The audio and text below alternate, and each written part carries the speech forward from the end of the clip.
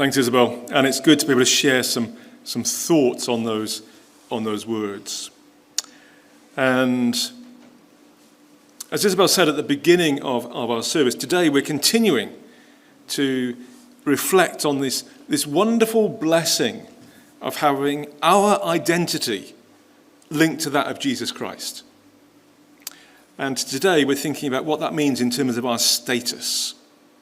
And it follows on from what Will Hunt was sharing last week about our standing in Christ, where he reminded us that once we've given ourselves to Jesus, and I love that image that John pictured up for us, that idea of giving ourselves to Jesus. Once we've done that, our position in creation is no longer in question. And Will reminded us that our standing is perfect before God, even if our condition at any particular time might not be. And Paul speaks about the implications of that, one of the implications of that, in the first of the two passages that Angela read. It's laid out clearly in verse 1. That because of being in Christ, there is no condemnation. Incidentally, I was sharing some thoughts on this passage a few weeks ago here on the 12th of December. And there we looked at what Paul said, what Paul meant in the next few verses when he was speaking about two different laws and why God sent his Son into the world to deal with the problem of sin. I'm not going to cover that ground again this morning. If you want to explore that further, the video of my talk's on YouTube, it's on our website. But what we are going to do is we're going to look at this wonderful statement about there being no condemnation. Human nature being what it is, I expect that most of us can think of times in the not too distant past where we did something, where we said something, where we thought something that, reflecting on it afterwards, we know was wrong, not the best thing we could have done. And there will be times when people come up to us and say that something we have done was unhelpful, was unkind, was damaging in some way. We may recognize that. We may think we're being misjudged. We've seen it acted out on a public stage over the last few weeks in Parliament, as questions have been raised and explored in great detail about events that took place in Downing Street during lockdown.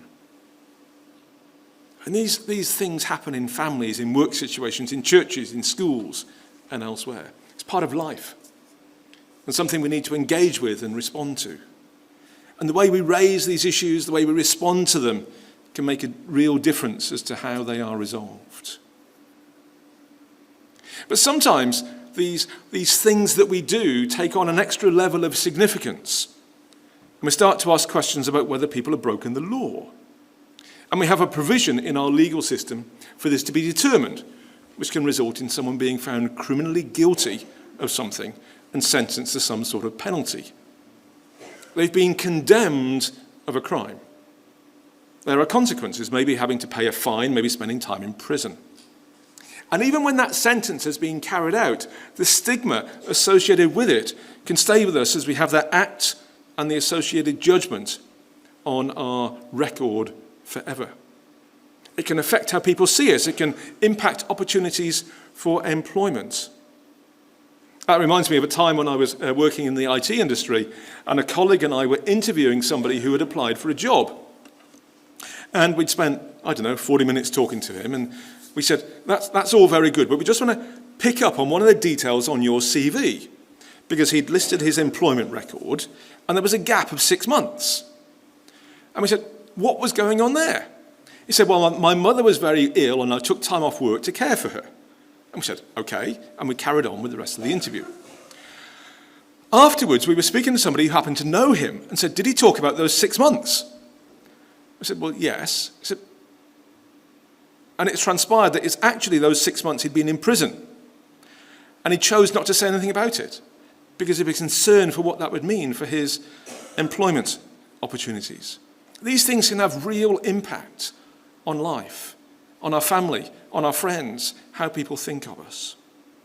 And I expect that's one of the reasons why people who've been wrongly convicted of something can put so much effort and time into getting that conviction overturned and being removed from their record. And when that happens, in the view of the legal system in our country, in the view of society, it is as though they were never found guilty of whatever they were accused of.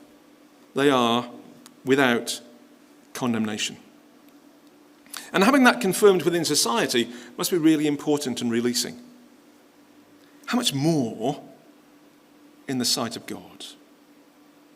Just as we do wrong things towards people, just as we make mistakes and we choose to do things that harm others, just as we break the laws of our land, in a similar way, we do not live up to the standards that God has laid out.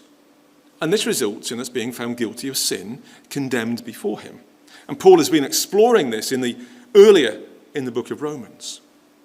And there's nothing that we can do in our own strength or by our own efforts to put things right with God, even if we are able to do so within society.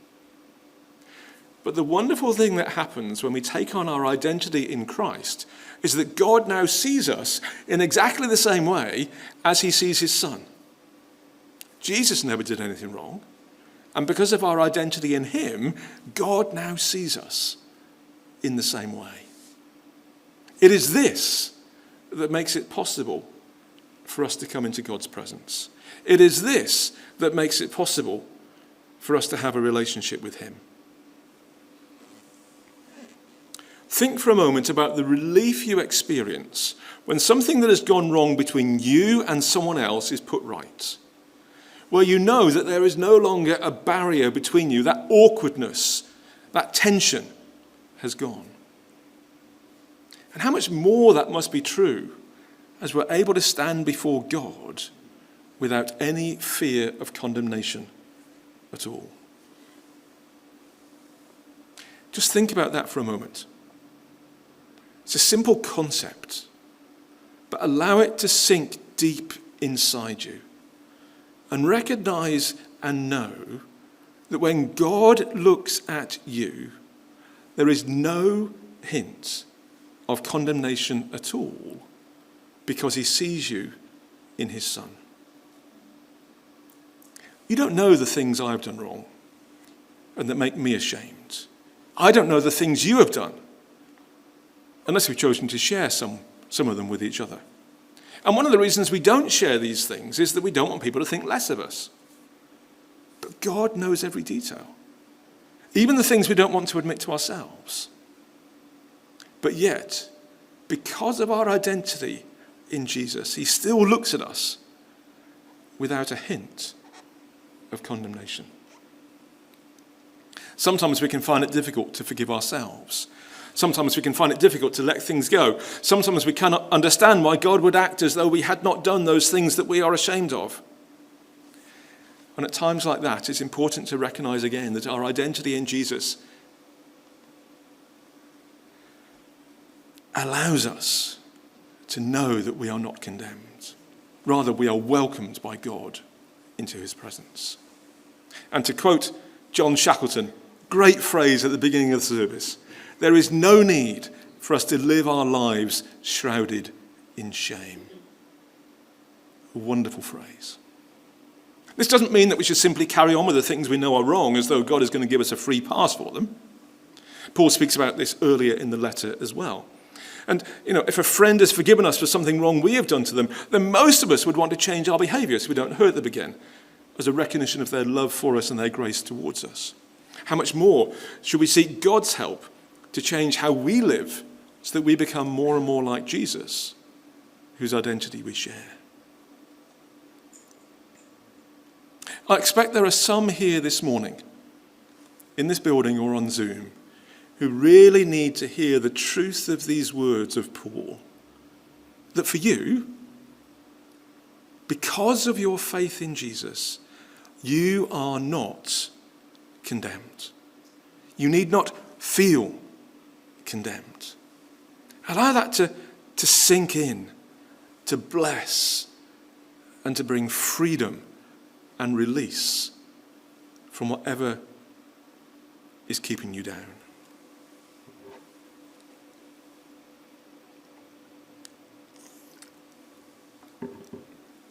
Wonderful as this is, there is more. Our status does not just affect us individually, but it does something for us as a group of people. And Paul speaks about this later in the book, where he uses the picture of a human body to communicate this idea, which is an idea that he explores further in chapter 12, which is what we read. Paul's idea is really simple, but says something really important. He points to the reality that our bodies are made up of lots of different parts. And he cites some specific examples, speaking about feet and hands and ears and eyes. And he recognizes that each one of those is really important. Each one of us, and each one enables us to do the things that we want to do. I don't know how much Paul understood the inner workings of the body, how it all comes together, how it operates. But now, with the medical advances that have been made in the last 2,000 years or so, we know an awful lot about how our bodies work. I think there's probably still a few things we don't know. We know about the vital organs we have and the things that come together to enable our bodies to work and to function. Even, for example, that there are 27 bones in our hands. That might be some knowledge for somebody. And if any one of those bones is damaged or broken, it has a real impact on how we are feeling and what we're able to do. It's a part of us. But when there's something wrong with it, it affects all of us. As some of you may know, I was diagnosed with shingles just over a week ago. It resulted in a painful rash on my left arm down there. Affected my upper arm and other parts of my body. It made me feel very tired. And even though the visible evidence was just a small part on my left arm, it affected all of me. I remember visiting an elderly lady in a previous church who'd fallen and broken both of her wrists. She was in a lot of pain. Her wrists were enclosed in plaster casts. She was unable to do anything at all for herself. Distressing to see. Difficult for her to cope with. The loss of functionality in her wrists affected everything about her.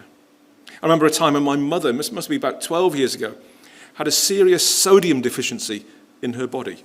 No bones broken, no injuries that anyone could see. But the effect it had on her was awful. She couldn't concentrate on anything. She'd forgotten how to walk. She couldn't hold a cup in her hand. So hard, so difficult to see. And we will know of people today, those who are near to us, maybe people in our families, maybe ourselves, where their bodies are not working as they should. Isabel reminded us of some of those earlier, causing problems for them and for their loved ones. Let's recognize that. Let's care for each other. Let's support each other in any way we can. Because we know that each part of our bodies is important, and when any is not functioning or is hurting, it has an impact on the whole. But when everything is working properly, when everything is working together, our bodies are wonderful things and enable us to accomplish and enjoy so much. And so when Paul uses this illustration, he's saying some really important things about what it means to be part of a community of God's people like this one. Because we are in Christ, he says, we come together to form one body. We don't have the same abilities. We don't have the same responsibilities. But we are united in one body. And each person has exactly the same status and standing as everyone else. One is not more important than another. We each bring our uniqueness and our contributions to bless and enhance the whole. As I was thinking about this, I realized it's a slightly strange model to use. As one of the things about a human body is we know what it is made up of. Some of us know a bit more than others, but you know what I mean. We know that unless something has gone wrong, a body has 2 hands, 2 feet, a nose, and so on. The only things that tend to change are things like the number of teeth, the amount of hair, and things that get removed during operations. Now, having a third hand might enable us to do some interesting things. It would seem rather strange and odd. But the church is not constrained in that way, being able to flex and grow and shrink depending on the people who are part of it at any particular time. New people can join us with very similar gifts to those who are already present in the church, and they can add to that capability. Or people can join us with gifts and abilities that we don't currently have, enabling us to grow into new areas of discipleship and ministry and mission. It's one of the exciting things of being part of a dynamic group of people who are united together in Jesus. And Paul recognizes the reality of this, where he speaks about each of us having different gifts and abilities, and encourages us to use those gifts to the best of our ability with a glad and willing spirit. We should not look at others and long for the gifts that they have and neglect the things that God has given to us and the contributions that only we can make. And I remember times in my life when I got this seriously wrong, and I would look at someone else and long for the ability to do the sort of things they were doing in the way that they were doing them. What Paul is encouraging us here is to recognize the gifting that God has given, to receive it and to value it, and to use it to bless the church community and to give honor to God. And if you're struggling to know what your gifting is, what you could contribute, then please do speak to someone and seek to determine what God is calling you to contribute here, in what way he wants you to bring blessing to this body of his people. Paul also speaks about each member belonging to all the others. And it's easy to understand this when we think about the model of a body. My toes are part of the same body as my fingers. They belong together. I could not remove my toes and give them to someone else. At least, I guess, not without some clever surgery taking place. But what does this mean when we think about a community of people? In what way do we belong to each other? There are a lot of ways we could think about this, but I think the basic idea is that we all depend on each other, and we are not expected to work out what it means to follow Jesus on our own. If one of us chooses to step back and to no longer exercise the gift that God has given us, then we are all the weaker. And I know there are times and a variety of reasons when we need to step back for a time, and that needs to be recognized and understood, and we need to support each other in that. But if we are each in a mutual body relationship, then surely the default position should be that we are engaging, we are supporting, we are contributing to what the body as a whole is seeking to do, to what God is calling his people to engage in. Because if not all the members of the body are functioning, then the body itself is not able to function properly. And incidentally, this is one of the reasons we want to encourage people to meet up in the building wherever possible and when they feel safe to do so, as opposed to online. We have many more opportunities to engage with each other, to support each other, to encourage each other when we meet together in person. Now, I know, as we continue to emerge from COVID, that timing is important. And I'm not suggesting that people should feel under any pressure to be in the building if they don't feel safe meeting in groups of people. And I know that some are physically unable to gather in a building like this, however much they would long to do so. And it's great to have the ability to connect with them online and something that's important to continue with. But if you are able and feel safe to do so, or when you feel safe to do so, please do make that choice to gather with us in the building and to take advantage of the additional opportunities that provides to be body together. Just as our status of no condemnation in Christ does not mean that we should continue to do those things that displeases God, so our status as members of one body should not mean that we sit back and allow others to do what needs to be done, but rather to have that deep desire to experience the privilege of working with others, using the gifts that God has given us in order to bring blessing to us all and to see God's kingdom grow. What Paul is communicating here is that the standing that we have in Jesus means life and hope and blessing for us each as individuals. The standing we have in Jesus means that we have the privilege of being a valuable part of a group of people, this group of people, each one with that same individual status in Christ. Each one who can say that in God's sight they are not condemned. And each one working together to bless and encourage each other and to invite others to come to know Jesus as well. Let's rejoice in who we are. Let's live out the reality of it together.